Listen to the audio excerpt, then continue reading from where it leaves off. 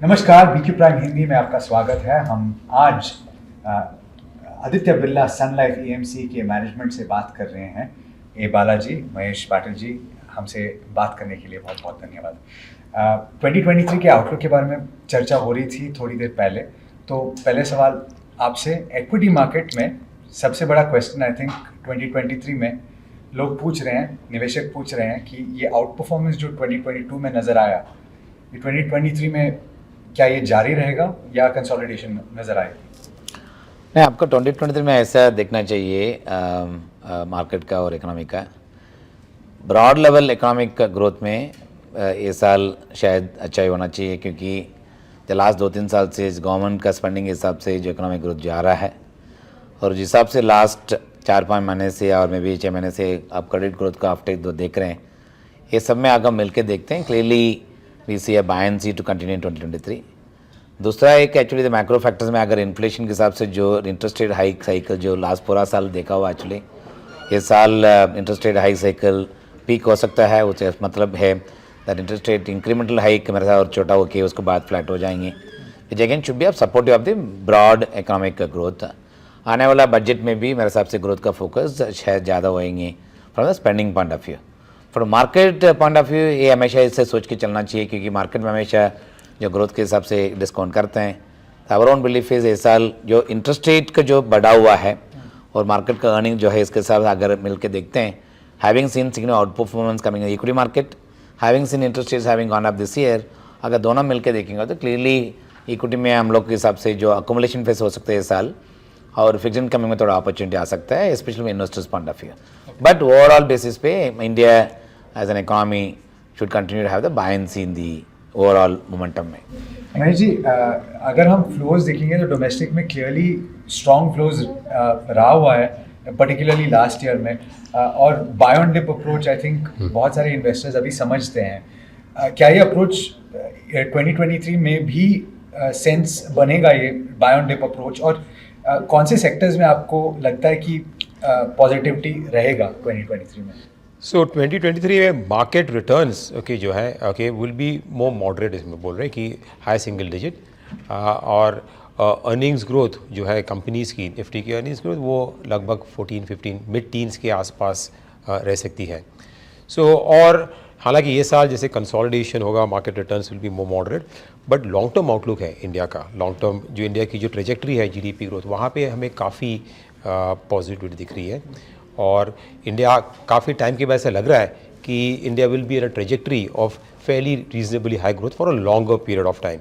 तो उसके कारण जो लॉन्जेविटी है कंपनीज़ की जो अर्निंग्स ग्रोथ की, वो काफ़ी लंबे असर तक रहेगी। तो ये साल शायद जो वैल्यूएशंस है वो थोड़े मॉडरेट हो जाएंगे, because market was slightly expensive और एनवायरनमेंट जहाँ पे है, जहाँ पे लिक्विडिटी थोड़ी टाइट हो रही है।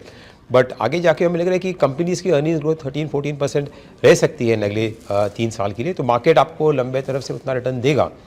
तो जब भी मार्केट में करेक्शन आती है तो एक अच्छा मौका बनता है। लॉन्ग टर्म आउटलुक अगर पॉजिटिव है और शॉर्ट टर्म में अगर आपको करेक्शन मिलती है तो आपको एक अच्छा मौका मिलता है to increase, right, to get a better entry point into the market. So I think that ये वो कंडीशन 2023 में भी कायम रहेंगी।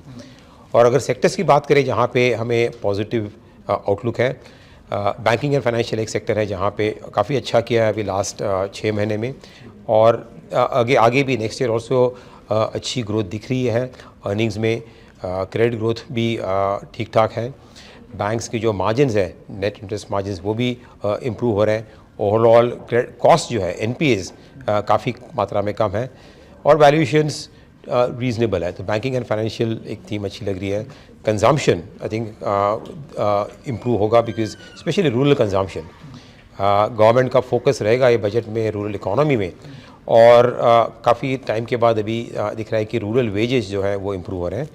सो एक रूरल कंजम्पशन एक थीम है जो ठीक लग रही है। ऑटो सेक्टर भी हमें ठीक लग रहा है, वहाँ पे वॉल्यूम ग्रोथ धीरे धीरे पिकअप हो रही है। कुछ सेक्टर्स में अभी भी प्री कोविड लेवल से कम है, और जो कमोडिटी प्राइसेस का जो डिक्लाइन हुआ है उसका बेनिफिट होगा in terms of margin improvement. उसके अलावा मैन्युफैक्चरिंग एक थीम है जो हमें लग रहा है कि इंडिया में अभी इसका टाइम आ गया है। यहाँ पे अपॉर्चुनिटीज़ है। गवर्नमेंट का जो फोकस है ऑन PLI स्कीम जो इंट्रोड्यूस की हैं, और चाइना प्लस वन पॉलिसी जिसका बेनिफिट कुछ सेक्टर में मिल रहा है, जैसे कि केमिकल्स, स्पेशलिटी केमिकल सेक्टर्स हैं, आई थिंक वो लॉन्ग टर्म एक सेक्युलर अपॉर्चुनिटी रहेगी इंडियन कंपनीज़ के लिए। ओके, फाइनली मैं आपसे सवाल करना चाहता हूँ। एक्चुअली बहुत सारे निवेशक जो है हमारे, वो सोना में ऐसे ही इन्वेस्ट करते हैं, मगर हम आज बात कर रहे थे कि सोने में 2023 में काफ़ी अपॉर्चुनिटी नज़र आ रहा है, कमोडिटीज़ में साइकिल अभी जारी है, तो स्ट्रैटेजी क्या रहना चाहिए एसेट एलोकेशन के हिसाब से? तो थिंक ये जिस हिसाब से जो हम मान रहा है, क्लियरली जो महेश ने भी जो आर्टिकल किया था, तो इक्विटी में अगर थोड़ा म्यूटेड रिटर्न एक्सपेक्टेशन अगर रखें, क्लियरली उसका अल्टरनेट भी ढूंढना पड़ेगा। वो अल्टरनेट में क्लियरली फिक्स इनकम का प्रोडक्ट भी पहले आ रहे हैं, क्योंकि इंटरेस्ट रेट थोड़ा एलिवेटेड लेवल पे है, और थोड़ा और लर्निंग रेट थोड़ा बढ़ सकता है और बोरिंग रेट थोड़ा बढ़ सकता है, which essentially mean fix income mutual funds में शायद अपॉर्चुनिटी मिल सकता है। That one call that we have.